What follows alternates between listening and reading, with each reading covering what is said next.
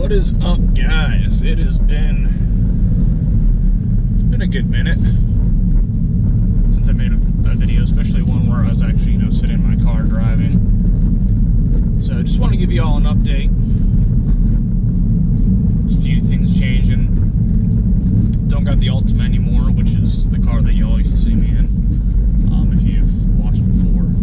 The Altima is officially gone. I wanted to kind of do like an end thought, like 3.5 years ownership review of it, just kind of like as a, well, just my thoughts on like a PSA kind of thing. Unfortunately, I don't have the car anymore. Well, not unfortunately. Fortunately, I don't have the fucking car anymore. But I want to be able to do this video while I still have the car. I didn't really plan on getting this car when I did, but things ended up working out. I didn't actually have to have this car shipped down. So, long story short, again, I no longer have the Altima. Some of you who are pretty good about cars, or might have me on Snapchat or something like that, already know what car I got. If not, you'll find out shortly. So, but just kind of a quick video, just want to give you all an update. It's like I said, I just want to kind of give my final thoughts on that Altima. So the year body I had, or I guess the year model, whatever, was like, it was like an 07 to 12. I had an 09. A great car for what it is, good sedan, really comfortable, light traveling car, I guess, if you're going to be in the car riding for a while. Very comfortable car. But definitely had a few things that were kind of super frustrating with it. Biggest being, well, I guess the two biggest things were kind of the brakes and the CVT transmission. And this is kind of something just, one of them just kind of, so I'm sure other people haven't necessarily had the luck or the bad luck that I had, but just something to kind of keep in mind. I guess the minor of the two were definitely the fucking brakes. One of the most irritating things about that car is the fact that no matter what freaking brakes I put on that goddamn car, whether it was different pads, different rotors, this and that, I could never get the brakes to not freaking squeak. I mean, it would come and go, It's kind of like an RX-8. They have really irritating squeaky brake problems. But just could not get it. I mean, and with the amount of driving I have to do and the higher speeds of traffic that we have here in Texas, I put some high performance, rotors and pads and shit on there. Not a fucking thing. Not a difference, man. When I put the new stuff on there, they wouldn't squeak for like a month or so, and then they just boom, squeak it again. It's not like a little, no, it's like that when that person pulls up next to you with that like gut-wrenching, ear-piercing, annoying ass squeaking brakes. It sounds like they might as well just be grinding fucking bare metal onto the rotors. Yeah, that's what it sounds like. But the brakes are perfectly good. When I got the car a couple years back, and I started squeaking, I took it back to Nissan, and I was like, hey, these brakes are squeaking, dude. Like, what the hell? And they pretty much told me, like, oh, well, your car is missing this, which prevents it from, the squeaking, blah, blah, blah, the dealership bullshit, right? So, I just learned to deal with it. I'm someone who, I listen to music almost every time I'm in the car. So for me, other than when I'm not listening to music, or, I got the windows down, which is, if it's nice enough, I usually have the windows down. But it just became such an obnoxiously frustrating thing. Especially like when you're in stop and go traffic, and you move move ahead a little bit and then go to stop. It's hot as hell out. People got windows down, some people, you know, have windows up AC. And you gotta just slightly tap your brakes to go ahead and go back to a stop and stop and go to traffic on the highway, and you screech. And it's just like, God damn it, dude. So, that's kind of problematic issue number one that I had with that car. And like I said, I didn't necessarily have a lot of issues with the car. The things I did have, god damn, dude. The car, when I got it, it's not really that low of a car. But it is kind of low, I guess. One thing to watch out for is if you're somewhere where you got to really worry about bottoming out, not worth it with that car, at least, you know, my thoughts on it anyways. I don't really have to worry about bottoming out too much, but one time I did, and I busted my exhaust manifold. Those cars have whatever the hell they call it with the exhaust manifolds, where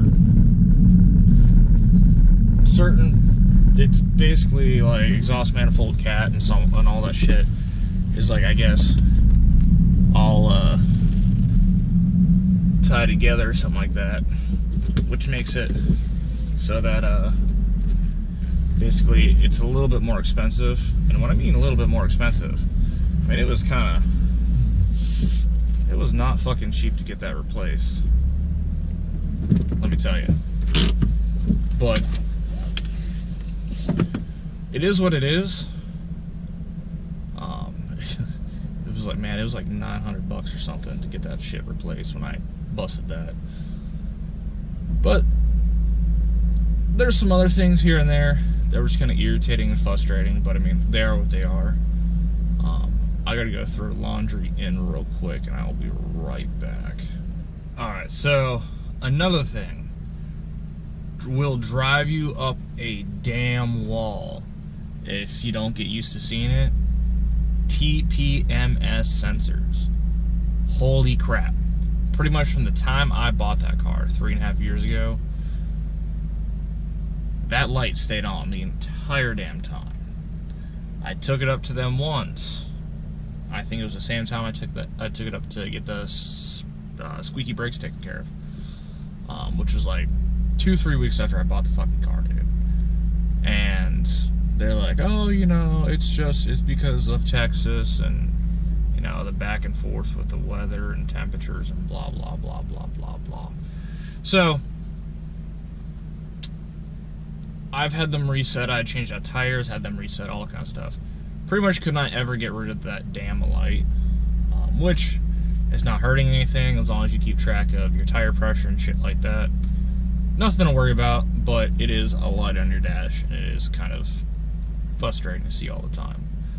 Even this car, I've had this car not even a week, like 4 days. Yeah, I've had this car 4 days, and I've already gone through where, you know, my TPMS on this has triggered because of the temperature changes and stuff like that, especially when you have the drive I do, going from the Metroplex DFW to where I live, which is about an hour and 15 north of there.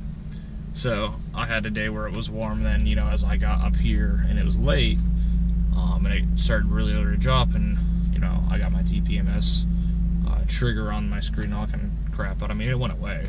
It wasn't a constant like the Nissan. So there's that. Trying to think, and then the two biggest things aside from those squeaky ass brakes, and these kind of go hand in hand.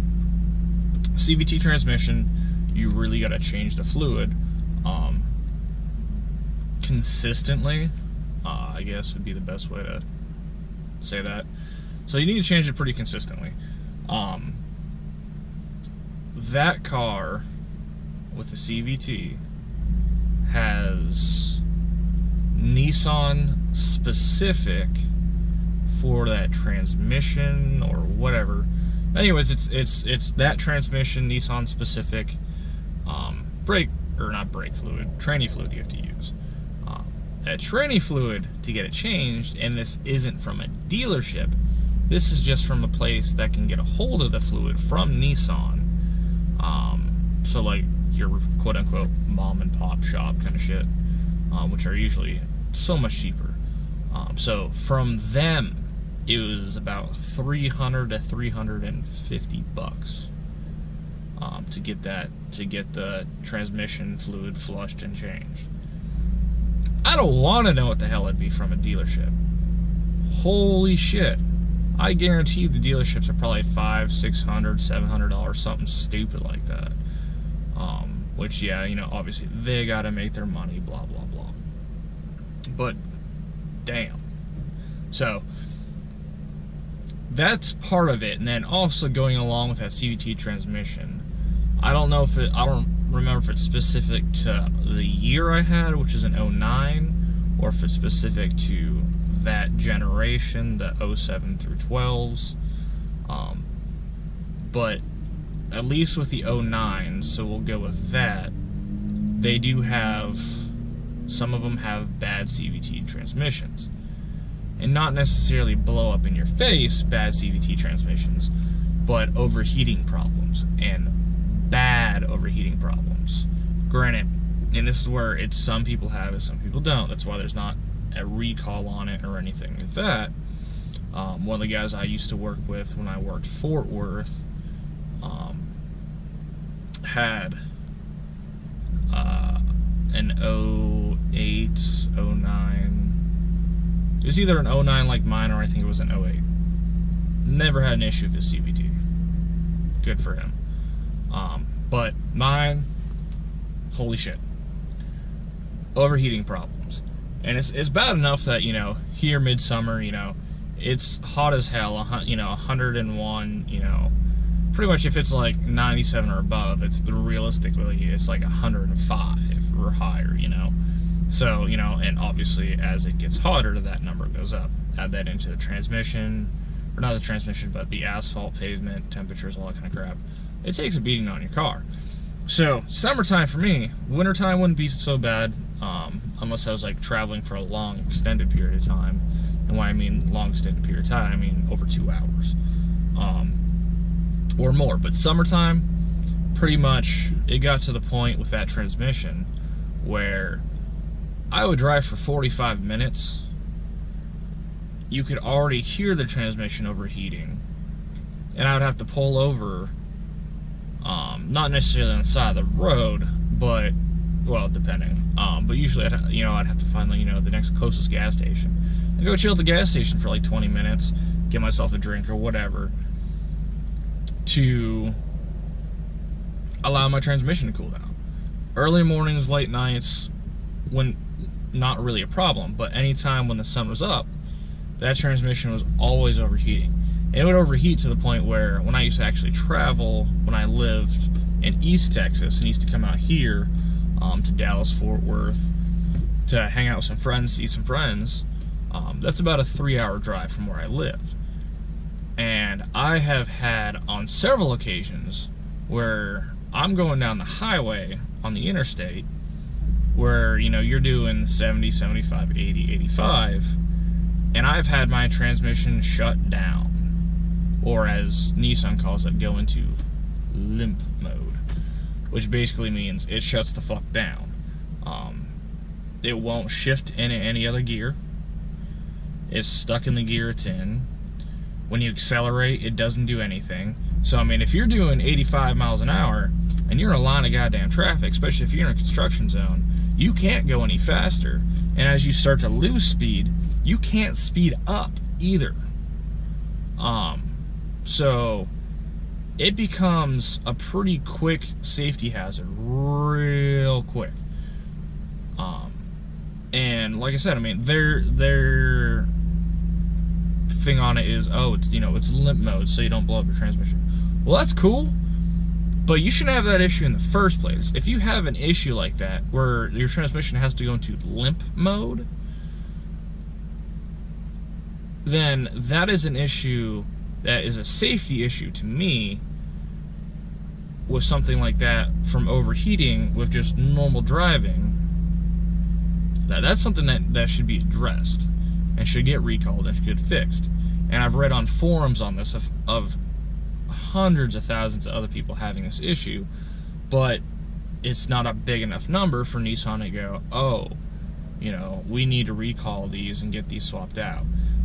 I've read people that have had the transmissions, paid to have their transmissions changed out and replaced with another one, turn around and ended up having the same issues. There was a guy who I read had his changed out, same issues, went somewhere else. They figured out how to do a tranny cooling system for that transmission, but that was another $3 grand out of your pocket, because that's obviously something that's definitely not covered under warranty. So, shame on you, Nissan, for not taking care of that. They do have, you know, the super extended warranties. I think my last warranty was like 100,000 mile transmission warranty or something like that, or 120,000 mile, like 7 years, some shit, or longer, whatever it was. So they know that there's an issue with the transmissions, but they won't actually pull them back and fix them. So, but that's really about it. And that's, like I said, that's the biggest thing, is that transmission. I would not recommend it to my enemy. Like I said, comfortable driving car, comfortable to be in for long periods of time. Even the stock stereo is good if you're, you know, a music buff. But that transmission is just, it's not worth the trouble. And like I said, I mean, you literally are rolling the dice on whether you happen to pick up one of those cars that is a trouble car or not. So just something to watch out for, guys. Just something to kind of note.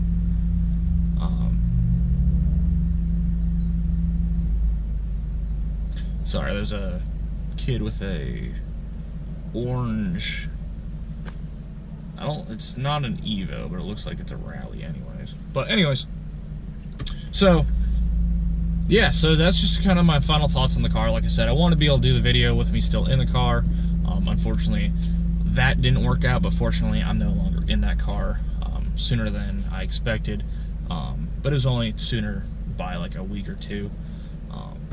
But got a new car, love it, it's great. Off the top of my head, I can't really think of anything that I don't like about this car really yet.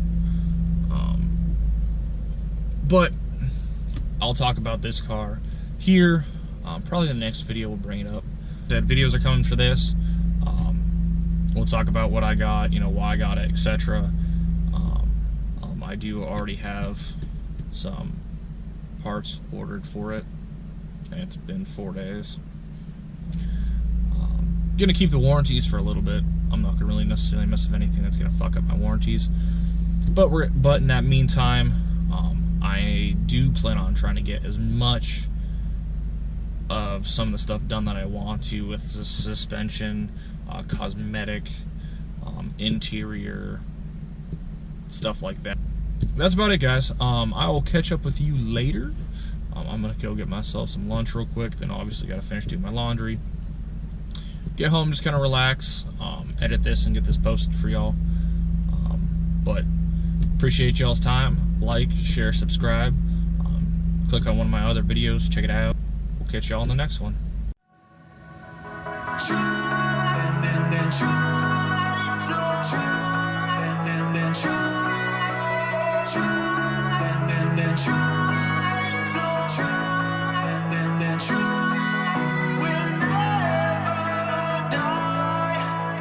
I told you about them, what they would do, how they could hurt you, and how I knew